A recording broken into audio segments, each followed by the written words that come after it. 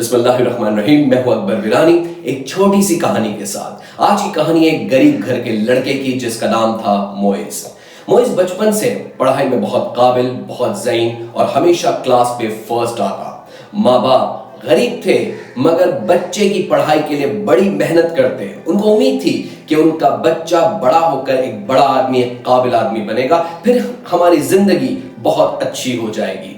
Matric तक तो सब कुछ ठीक चल रहा था मगर टर्निंग पॉइंट आता है फर्स्ट ईयर के बाद कॉलेज लाइफ में, जब मोइस को एक लड़की से प्यार हो जाता है और सब कुछ सही चल रहा था मगर कुछ अरसे बाद लड़की मोइस से ब्रेकअप कर लेती है। मोइस से यह सदमा बर्दाश्त नहीं हो पाता और वो गलत सोहबत में चले जाता है और गलत सोहबत, गलत दोस्तों की वजह से वो सिगरेट नोशी और शराब नोशी में भी कुछ हद तक मुब्तला हो जाता है और नतीजा ये निकलता है कि लाइफ में फर्स्ट टाइम मोइस को फर्स्ट ईयर के एग्जाम में फेल का सामना करना पड़ता है।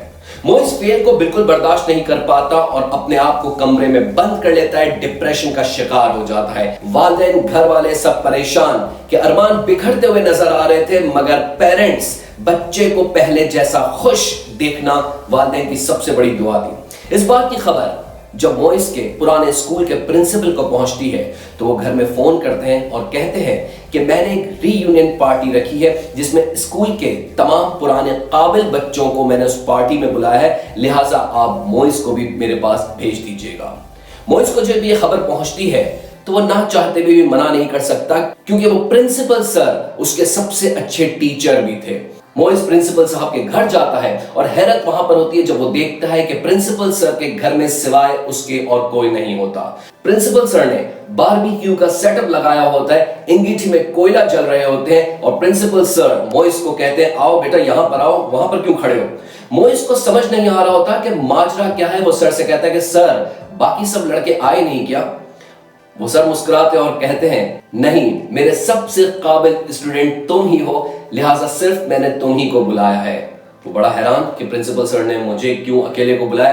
बहरहाल प्रिंसिपल सर बातें करते करते अंगीठी में जलते हुए कोयले को चिमटे से सेट कर रहे होते और अचानक एक बड़ा जलता हुआ कोयला चिमटे से उठाकर फेंक देते हैं।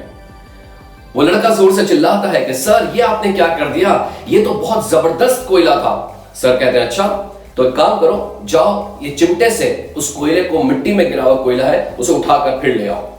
वो मोइस ऐसा ही करता है, चिमटे से उस मिट्टी में गिरे हुए कोयले को उठाता है और दोबारा अंगीठी में डाल देता है। कुछ ही लम्हों में कोयला दोबारा जलने लग जाता है और दोबारा अपनी आबोताब में आ जाता है। वो मोइस बड़ा खुश होता है और खुश होते ही सर से कहता है सर मैंने आपसे कहा था ना कि कोयला बहुत जबरदस्त है। तो सर मुस्कुराते हैं और सर मोइस से यही कहते हैं कि मैं भी तुमको यही समझाने के लिए यहां पर बुलाया हूं कि बेटा एक साल पहले तक तुम इस जलते कोयले की तरह बिल्कुल रोशन, बिल्कुल स्पार्क और दूसरों के काम आने वाले थे मगर फिर हालात, मुश्किलात ने तुम्हें मिट्टी में डाल दिया।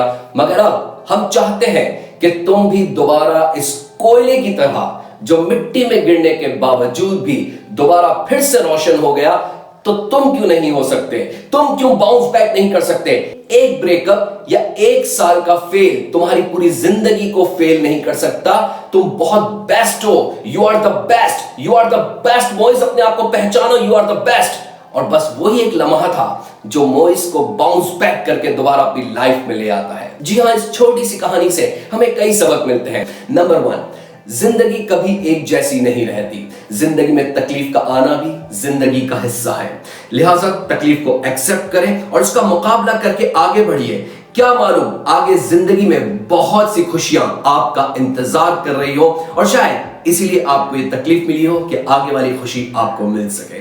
नंबर 2, लाइफ में खुदा न खास्ता ब्रेकअप, लाइफ में कभी फेलियर को देखना, इस वजह से किसी और गलत सोहबत में ना लग जाना, मसलन शराब नोशी वगैरह, वरना दोबारा कम बैक होना बहुत मुश्किल हो जाएगा।